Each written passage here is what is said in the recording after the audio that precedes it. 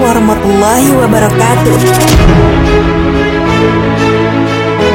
Sahabat Muslim, Allah Subhanahu wa Ta'ala telah menceritakan berbagai kisah orang-orang terdahulu di dalam Al-Quran. Hal itu tidak lain agar manusia dapat mengambil pelajaran sehingga tidak ingkar kepada Allah dan selalu taat kepadanya. Salah satunya, sebagaimana diketahui dalam kisah Nabi Musa alaihissalam, terdapat nama Haman. Dalam kerajaan Fir'aun, Haman adalah orang paling berpengaruh. Di sana ia menempati beberapa posisi penting, antara lain sebagai menteri, penasehat raja dalam bidang keagamaan, serta sebagai pelaksana proyek pembangunan menara. Dalam pengkajian Al-Quran, diidentifikasikan bahwa Haman muncul setelah kembalinya Musa dari Madian. Haman jugalah yang menasihati Fir'aun untuk menolak misi keagamaan Musa. Pada peristiwa pelarian Bani Israel dari Mesir, Haman tenggelam bersama Fir'aun dan tentaranya di Laut Merah. Lantas, bagaimanakah kisah Haman, seorang pembesar Fir'aun yang hidup sezaman dengan Nabi Musa alaihissalam? Simak terus video ini, namun sebelum lanjut ke videonya, silakan tekan tombol subscribe dan tombol lonceng di bawah ini sebagai bentuk dukungan kalian agar channel ini tetap terus menyebarkan informasi seputar Islam. Dan terima kasih untuk yang sudah subscribe.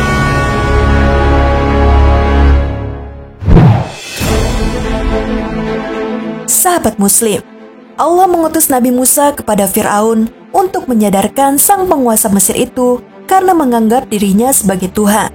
Allah Subhanahu wa Ta'ala juga memerintahkan Nabi Musa untuk menyelamatkan kaumnya dari kekafiran. Sebab kesombongan dan kekejaman Raja Fir'aun saat itu membuat masyarakat Mesir takut dan tunduk kepadanya. Dalam kerajaan Fir'aun, ia pernah memiliki seorang wazir, yakni penasihat atau menteri berkedudukan tinggi yang juga penanggung jawab proyek pembangunan Fir'aun, yang hidup sezaman dengan Nabi Musa alaihissalam. Sebagaimana dijelaskan para mufasir, menteri Firaun itu dipanggil Haman. Ia adalah seorang kepala urusan istana yang menangani semua urusan Firaun. Di dalam Al-Quran, Allah Subhanahu wa Ta'ala telah menyebutkan dalam banyak ayat, seperti pada surah Ghafir ayat 23-24 yang menjelaskan tentang Haman, Firaun, dan Qarun dalam mendustakan Nabi Musa alaihissalam. Dan sungguh, kami telah mengutus Musa dengan membawa ayat-ayat kami dan keterangan yang nyata kepada Firaun, Haman, dan Qarun. Lalu mereka berkata, Musa itu seorang pesihir dan pendusta. Haman, Firaun, dan Qarun menolak dakwah Nabi Musa dengan sombong atas seruan Nabi Musa untuk menyembah Allah. Padahal sudah jelas Allah membuktikan tanda-tanda kebesarannya melalui mukjizat yang diberikan kepada Nabi Musa alaihissalam. Namun, mereka justru menuduh Nabi Musa adalah seorang pesihir dan pendusta.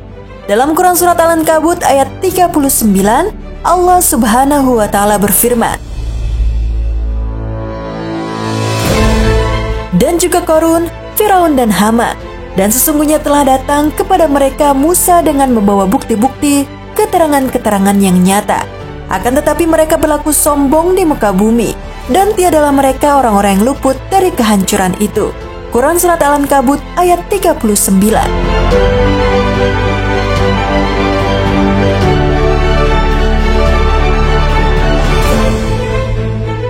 Tugas besar Haman adalah membantu Firaun. Dia menjadi mitra Firaun dalam membangun ide dan membantu menjalankannya. Haman melaksanakan keinginan Firaun yang menentang kebenaran tauhid. Firaun meminta Haman untuk membangun sebuah bangunan tinggi agar dia bisa naik melihat Tuhan Nabi Musa alaihissalam, sebagaimana dijelaskan pada surat Al-Qasas ayat 38.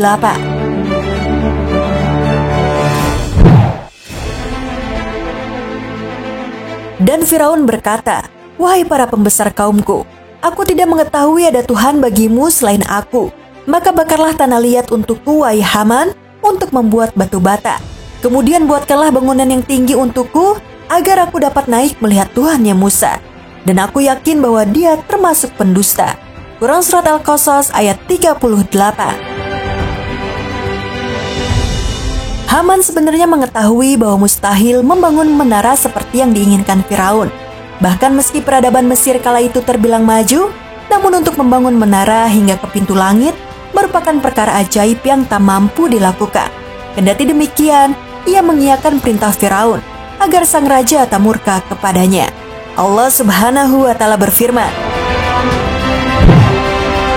dan Firaun berkata, "Wahai Haman, buatkanlah untukku sebuah bangunan yang tinggi agar aku sampai ke pintu-pintu, yaitu pintu-pintu langit, agar aku dapat melihat Tuhannya Musa." Tetapi aku tetap memandangnya seorang pendusta. Dan demikianlah dijadikan terasa indah bagi Firaun perbuatan buruknya itu. Dan dia tertutup dari jalan yang benar, dan tipu daya Firaun itu tidak lain hanyalah membawa kerugian. Quran Surat Ghafir ayat 36-37.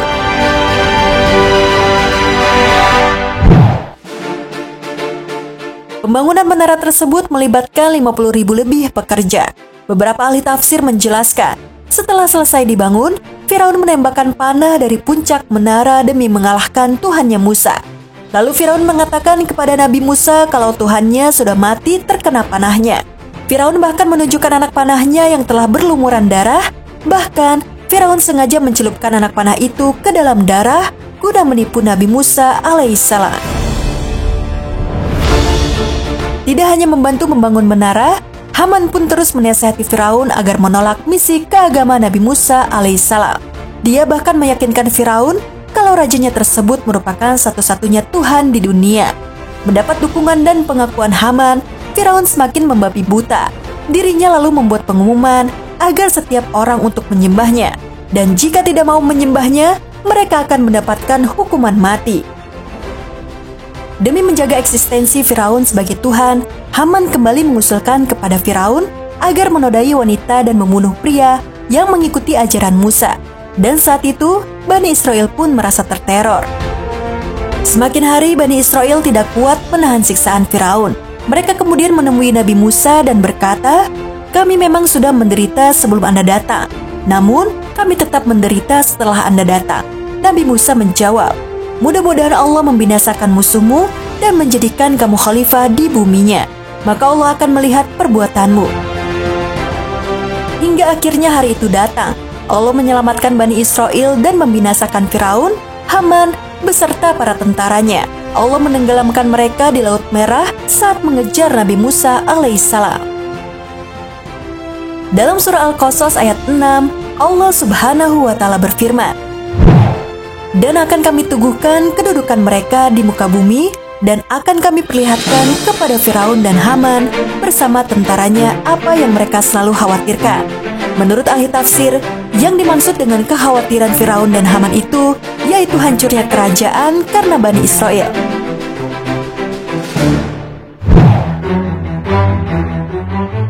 Sahabat Muslim, begitulah kisah Haman, sang pembisik kuat Firaun yang hidup sezaman dengan Nabi Musa alaihissalam.